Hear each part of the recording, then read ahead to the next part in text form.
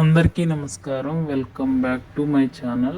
ఈరోజు వాలంటరీ వ్యవస్థ గురించి ఒక 3 పాయింట్ల గురించి నా ఒపీనియన్ మాట్లాడాలని అనుకుంటున్నాను. సో వీడియోని ఎక్కడా స్కిప్ చేయకుండా చివరి వరకు చూస్తేనే మీకు ఒక క్లారిటీ వస్తుంది.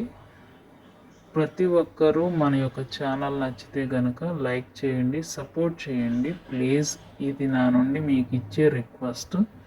సో మనం టాపిక్లోకి వెళ్ళిపోదాం. వాలంటరీ వ్యవస్థ ఇంకా ఎందుకు హోల్డ్లో చేసింది ప్రభుత్వం, దీని గురించి మనం 3 విషయాలు మాట్లాడుకుందాం. ఇంకా ఎందుకు ఆలస్యం అవుతుంది, పెండింగ్లో ఉన్న జీతాలు ఎందుకు రాలేదు, ఇంకా ఎప్పుడు మాకు కన్ఫర్మేషన్ దొరుకుతుంది, ఈ 3 విషయాలను మనం మాట్లాడుకుందాం. సో ఇంకా ఎందుకు ఆలస్యం అవుతుంది అనే దాని గురించి ఫస్ట్ మాట్లాడుకుందాం.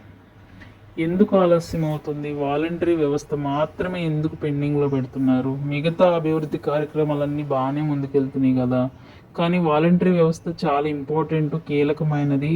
వైఎస్ఆర్సీపీ ప్రభుత్వంలో వీరు ప్రధాన పాత్ర పోషించారు. ఇప్పుడు ఎందుకు మమ్మల్ని హోల్డ్ చేస్తున్నారు అనే బాధ మీకు ఉండడం సహజమే, కానీ ఉన్న విషయాల్ని ఫ్రాంక్గా మనం మాట్లాడుకుందాం. ఎవరు బాధపడవద్దు దయచేసి. ఎవరైనా బాధపడితే కనుక నన్ను క్షమించండి. సో నా ఒపీనియన్ మాత్రమే తెలియజేస్తున్నా. వారిని మాత్రమే పెండింగ్లో పెట్టడానికి రీజన్ ఏంటంటే ప్రజెంట్ వాళ్ళ అవసరం లేదు రాష్ట్రానికి.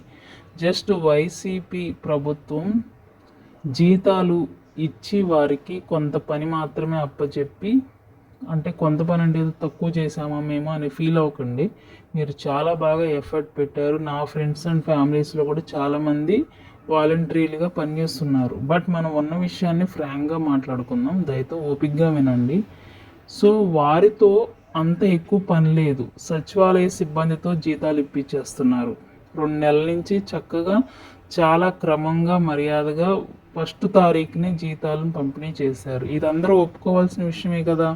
అంటే జీతాలు ఇవ్వడానికి సచివాలయ సిబ్బంది వాళ్ళ జీతాలతోనే, అంటే వాళ్ళ ఉద్యోగాల్లో పాటు ఇది ఒక పార్ట్ టైంగా ఒక్కరోజు వాళ్ళని ఈ పనిలో కేటాయిస్తున్నారు.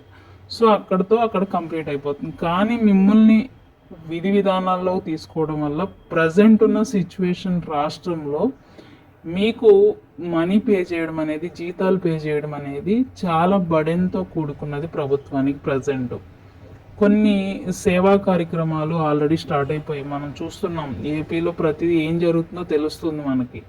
చాలా చాలా అంటే చాలా ఈ 2 నెలల్లో పరుగులు తీస్తున్నారు చంద్రబాబు నాయుడు గారు. సో ఆయన చేసే ఆ యొక్క అభివృద్ధి పదంలో ఇప్పుడు ప్రజెంట్ మీది మాత్రమే ఎందుకు హోల్డ్లో ఉంది? మీకు కన్ఫర్మేషన్ ఇస్తామన్నారు, మిమ్మల్ని తప్పకుండా విధి విధానాల్లోకి తీసుకుంటామన్నారు. మీకు టైం ఉంది, కానీ ఎందుకంటే ముందు చేయాల్సిన పనులు చేస్తున్నారు. వాటితో పాటు మిమ్మల్ని కూడా తీసుకుంటే రాష్ట్రానికి బర్డెన్ అవుతుంది. 55 కోట్లు వాలంటరీ వ్యవస్థకు పే చేయాల్సిన పరిస్థితి.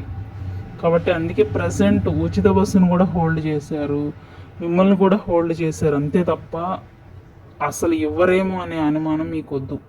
ఎందుకు ఆలస్యం అవుతుంది అంటే ఇదే రీజన్ ఫ్రెండ్స్. దయచేసి తప్పుగా అనుకోవద్దు.